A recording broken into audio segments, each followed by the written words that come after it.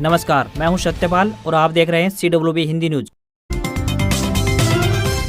शक संवत 1945 विक्रम संवत 2008 से आज आश्विन मास के कृष्ण पक्ष की तृतीया तिथि और दिन सोमवार है। तदनुसार अंग्रेजी तारीख 2 अक्टूबर सन 2023। तृतीया तिथि आज यानी 2 अक्टूबर को सुबह 7:37 तक रहेगी। उसके बाद चतुर्थी तिथि लग जाएगी। साथ ही 2 अक्टूबर को संकष्टी श्री गणेश चतुर्थी का व्रत भी किया जाएगा। आइए सबसे पहले बढ़ते हैं दिन भर की सुर्खियों की तरफ।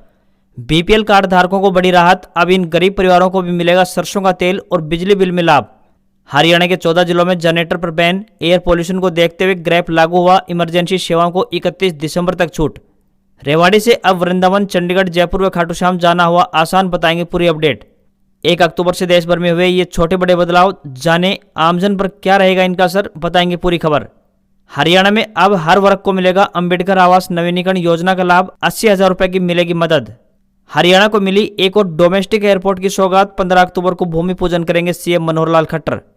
पीएम नरेंद्र मोदी का आज राजस्थान और मध्य प्रदेश का दौरा, चित्तौड़गढ़ में जनसभा करेंगे, चंबल भी जाएंगे। एशियाड में भारत ने जीते 53 मेडल, 8वें दिन 3 गोल्ड, 7 सिल्वर और 5 ब्रॉन्ज आए। एथलीट ने हर इवेंट में मेडल जीता। Bharat England warm up match बारिश में धुला। वर्ल्ड कप से पहले मिचेल स्ट्रोक की हैट्रिक, ऑस्ट्रेलिया व नीदरलैंड्स मुकाबला भी पूरा नहीं हो उसका। हरियाणा में सभी बीपीएल धारकों को मिलेगा सरसों का तेल, 12,000 रुपए के बिजली बिल की सीमा भी हुई खत्म। और अब खबरें विस्तार से। मौजूदा समय में हरियाणा में गुलाबी ठंड का दौर जारी है। इस वजह से अब दिन के समय में गर्मी का एहसास भी काफी कम होने लगा है। दूसरी तरफ रात्रि में तो गर्मी का एहसास बिल्कुल भी नहीं हो रहा है। मौसम विभाग ने आने वाले दिनों के लिए अब अपना पूर्वानुमान जारी कर दिया है। आने वाले दिनों में फिलहाल अब गर्मी की संभावना बहुत ही कम जताई गई है। हरियाणा में 6 अक्टूबर तक मौसम शुष्क रहने की संभावना है। इस दौरान पश्चिमी और उत्तर पश्चिमी हवाएं चलेंगी। उत्तर पश्चिमी हवाएं चलने की संभावना को देखते हुए दिन के तापमान में हल्की बढ़ोतरी और रात के तापमान में हल्की गिरावट दर्ज होगी। हरियाणा के मुख्यमंत्री श्री मनोहर लाल खट्टर ने बीपीएल कार्ड धारकों को बड़ी सौगात दी है। सीएम ने परिवार पहचान पत्र यानी PPP में शामिल 1,80,000 रुपए की आय वाले व्यक्तियों को बिजली बिल 12,000 रुपए होने पर बीपीएल कार्ड के लाभ से वंचित कर दिया जाता था। अब इस स्लैब को समाप्त कर दिया गया है, जिससे बिजली बिल की बाध्यता समाप्त हो गई है। मुख्यमंत्री ने 1,80,000 रुपए की आय वाले बीपीएल राशन कार्ड धारक प्रत्येक परिवार को प्रति माह 2 लीटर सरसों का तेल देने की भी घोषणा की है। बता दें कि सीएम खट्टर ने कहा है कि साल 2014 में MBBS की 700 सीटें थी, जिसे अब बढ़ाकर 1900 कर दिया है और भविष्य में इसे बढ़ाकर 3,100 करने की भी योजना है। हरियाणा के जींद में 2 अक्टूबर को होने वाले चौधरी बीरेंद्र सिंह की मेरी आवाज सुनो रैली को लेकर प्रदेश में सियासत गरमाई हुई है। चर्चा हो रही है कि भाजपा के बिना झंडे के रैली कर रहे पूर्व केंद्रीय मंत्री बीरेंद्र सिंह बीजेपी में रहेंगे या फिर नई पार्टी बनाएंगे। इस मुद्दे पर हरियाणा भाजपा के नेता चुप्पी साधे हुए हैं और रैली के खिलाफ कोई भी नेता कुछ भी बोलने को तैयार नहीं है। जबकि चौधरी बीरेंद्र सिंह के समर्थक सार्वजनिक मंच पर यह कह रहे हैं कि चौधरी बीरेंद्र सिंह पार्टी छोड़ेंगे। सियासी गलियारों में यह भी चर्चा जोरों पर है कि पूर्व केंद्रीय मंत्री रैली के जरिए भाजपा पर दबाव बनाने की कोशिश कर रहे हैं। चौधरी बीरेंद्र सिंह की यह रैली जींद में 2 अक्टूबर यानी आज होगी। राजनीतिक विश्लेषक यह मान रहे हैं कि भाजपा इस रैली के सियासी फायदे और नुकसान को देखते हुए कुछ भी नहीं बोल पा रही है। हरियाणा में बढ़ते एयर पोल्यूशन यानी वायु प्रदूषण को देखते हुए सरकार के द्वारा पहले चरण में 14 जिलों में ग्रेडेड रिस्पांस एक्शन प्लान यानी ग्रैप लागू कर दिया गया है। इन जिलों में डीजल से चलने वाले जनरेटर सेट अब नहीं चल पाएंगे। हालांकि सरकार की ओर से ग्रैप लागू होने से ठीक एक दिन पहले कुछ आपात सेवाओं को 31 दिसंबर तक छूट दे दी गई है। एयर क्वालिटी मैनेजमेंट कमीशन ने जनरेटर पर पाबंदी को लेकर स्थिति स्पष्ट कर दी है। इसमें 25 kVA तक के जनरेटर में ड्यूअल किट लगाने की छूट दे दी है। इससे अब उद्योगपति अपने उद्योग चलाने के लिए बगैर किट के जनरेटर नहीं चला पाएंगे। सरकार के इस फैसले से सूबे का 64% एरिया प्रभावित हुआ है। हरियाणा के जिला रेवाड़ी डिपो को हाल ही में 6 नई बसें मिली हैं। इन बसों के जुड़ने से अब रोडवेज का बेड़ा 138 पहुंच गया है। जो नई बसें मिली हैं उन्हें परिवहन मंत्री मूलचंद शर्मा हरी झंडी दिखाकर रवाना किया। ये बसें फरीदाबाद, खाटू श्याम, वृंदावन समेत कई अन्य रूटों पर चलेंगी। ये सभी रोडवेज बसें BS6 मॉडल की हैं। नई बसें मिलने से बंद और प्रभावित रूटों पर भी सेवाएं अब बहाल हो पाएंगी। वर्तमान में डिपो में 132 बसें हैं। 6 नई बसें आने से इनकी संख्या बढ़कर 138 पहुंच गई है। इससे यात्रियों को कुछ राहत मिलेगी। रेवाड़ी से वृंदावन समय की बात करें तो रेवाड़ी से सुबह 8 बजे बस चलेगी, जो कि वृंदावन से दोपहर 12:20 पर वापस चलेगी। रेवाड़ी से श्री खाटू श्याम के लिए रेवाड़ी से दोपहर 12:20 पर यह बस चलेगी, तो वहीं खाटू श्याम से शाम 5 बजे रवाना होगी।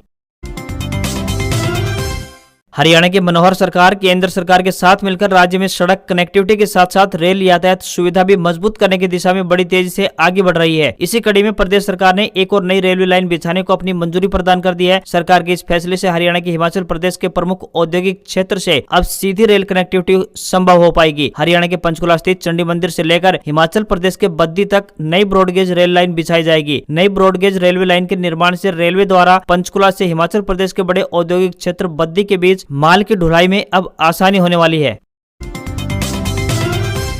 1 अक्टूबर महीने की शुरुआत के पहले ही दिन कई छोटे बड़े बदलाव देखने को मिले, जिनका सीधा असर आपके जेब पर पड़ने वाला है। एलपीजी कमर्शियल सिलेंडर की कीमत में बढ़ोतरी हो गई है। तेल विपणन कंपनियों ने इसके रेट में 209 रुपए का इजाफा कर दिया है, जिसके बाद राष्ट्रीय राजधानी दिल्ली में इसकी कीमत बढ़कर 1731 रुपए 50 पैसे पहुंच गई है। वहीं 1 अक्टूबर से इंटरनेशनल क्रेडिट या डेबिट कार्ड का विदेश में इस्तेमाल करना महंगा हो गया है। इस पर 20% टैक्स कलेक्टेड एट सोर्स यानी TCS लगेगा। एक वित्तीय वर्ष में इंटरनेशनल डेबिट और क्रेडिट कार्ड से 7 लाख रुपए तक खर्च करने पर अब 20% TCS नहीं लगेगा। वहीं केंद्र सरकार ने अक्टूबर दिसंबर के लिए पोस्ट ऑफिस रिकरिंग डिपॉजिट यानी RD पर ब्याज दरों में 0.2% का इजाफा कर दिया है। अब 5 साल के RD पर ब्याज दरें 6.5% से बढ़ाकर 6.7% कर दी गई है। अन्य सभी स्मॉल सेविंग स्कीम्स पर ब्याज दरें जुलाई व सितंबर की तरह ही रखी गई है। साथ ही 1 अक्टूबर से दस्तावेज सत्यापन में बर्थ सर्टिफिकेट की वैल्यू बढ़ गई है। नए नियम के तहत बात करें तो बर्थ सर्टिफिकेट का इस्तेमाल अब स्कूल में दाखिला, वोटर ID, ड्राइविंग लाइसेंस जारी करने, सरकारी नौकरी, विवाह रजिस्ट्रेशन और आधार तथा पासपोर्ट बनवाने सहित कई जगहों पर सिंगल डॉक्यूमेंट के तौर पर किया जा सकेगा। वहीं 1 अक्टूबर से ऑनलाइन गेम खेलना अब महंगा हो गया है। ऑनलाइन गेमिंग, हॉर्स रेसिंग और कैसीनो पर अब 28% GST लागू होगा। इससे पहले ज्यादातर गेमों पर 18% GST लगता था। 1 अक्टूबर से ही टाटा मोटर्स के कॉमर्शियल वाहनों की कीमतों में बढ़ोतरी हो गई है।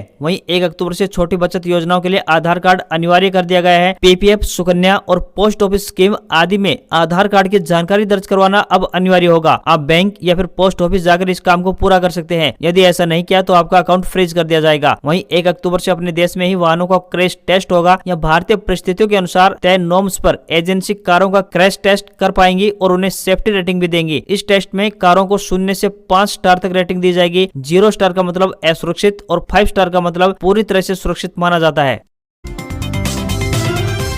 हरियाणा के अंबाला जिले के लिए बड़ी खुशखबरी सामने आ रही है। यहां पर प्रस्तावित डोमेस्टिक एयरपोर्ट की योजना को बहुत जल्द पंख लगने वाले हैं। मुख्यमंत्री मनोहर लाल खट्टर 15 अक्टूबर को इस एयरपोर्ट का भूमि पूजन करेंगे। गृह मंत्री अनिल विज ने कहा कि उनके अथक प्रयासों की बदौलत ही ये सब संभव हो पाया है। उन्होंने कहा कि डोमेस्टिक एयरपोर्ट के निर्माण से न सिर्फ व्यापारी वर्ग को बल्कि आमजन को भी सीधा फायदा पहुंचने वाला है। जल्द ही अंबाला एयरपोर्ट स्टेशन के ठीक साथ 16 करोड़ रुपए की लागत से टर्मिनल का निर्माण होगा। अंबाला कैंट में बनने वाले एयरपोर्ट का नाम अंबा एयरपोर्ट अंबाला छावनी रखने का भी प्रस्ताव रखा है।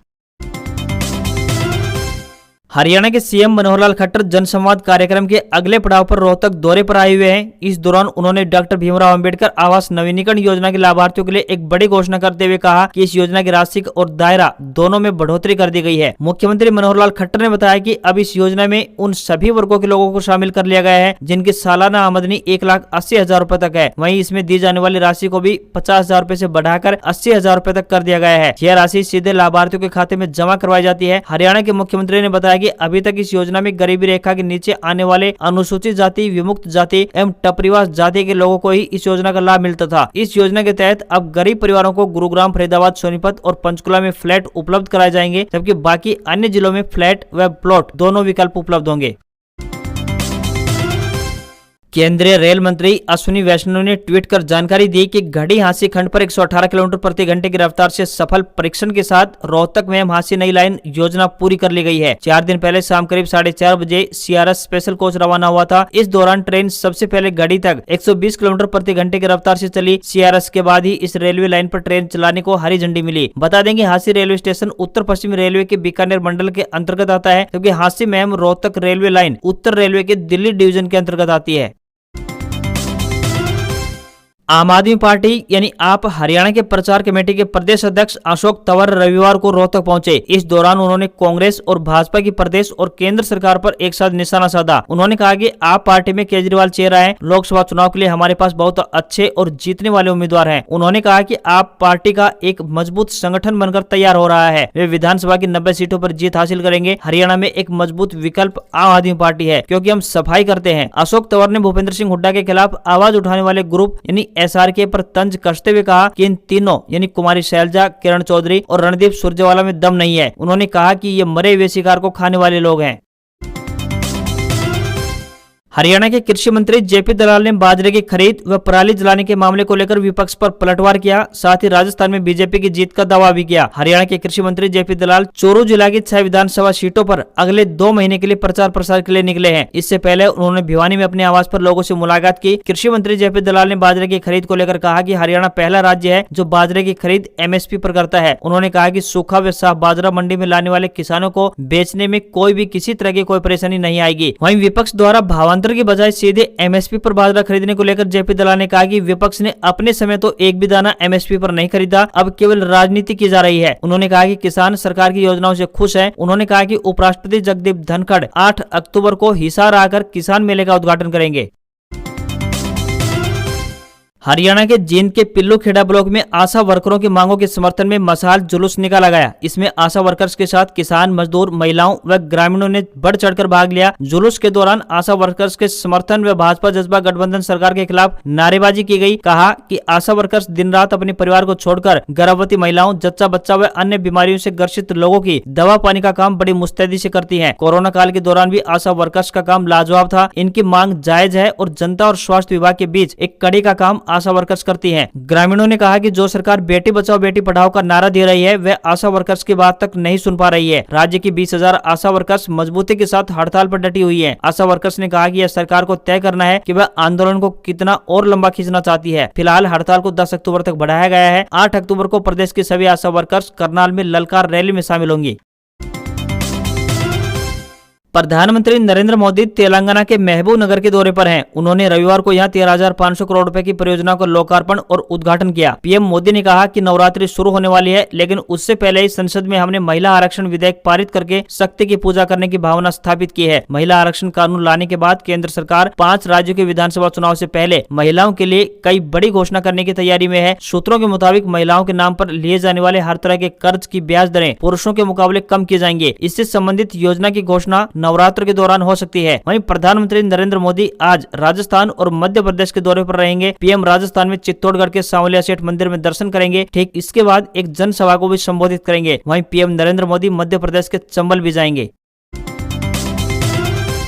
सरकारी नौकरी की तलाश में जुटे युवाओं के लिए अच्छी खबर आ रही है। कर्मचारी राज्य बीमा निगम यानी ESIC ने 1035 पदों पर भर्ती का एक नोटिफिकेशन जारी किया है। 1 अक्टूबर से फॉर्म अप्लाई भरने आरंभ हो चुके हैं। वहीं फॉर्म भरने की आखिरी तारीख 30 अक्टूबर 2023 है। सिलेक्शन होने पर 19,000 से 91,000 रुपए तक महीना सैलरी मिलेगी। वहीं स्टेट बैंक ऑफ इंडिया ने ऑफिसर्स के पदों पर बम्पर वैकेंसी निकाली है, जिसके तहत देश भर में प्रोबेशनरी ऑफिसर के 2000 पदों पर भर्तियां की जाएंगी, जिसके लिए उम्मीदवार SBI की ऑफिशियल वेबसाइट sbi.co.in पर जाकर 3 अक्टूबर तक ऑनलाइन अप्लाई कर सकते हैं। उम्मीदवारों का सिलेक्शन रिटन टेस्ट और इंटरव्यू के आधार पर किया जाएगा। सिलेक्शन होने पर उम्मीदवार को हर महीने 41,490 रुपए से लेकर 63,840 रुपए तक सैलरी दी जाएगी। ग्रेजुएशन कर चुके उम्मीदवार आवेदन करने के लिए पात्र होंगे। आज खबरों में बस इतना ही। देखते रहिए आपका अपना हरियाणा का सबसे बेहतरीन news channel CWB Hindi news. नमस्कार, आपका दिन शुभ रहे।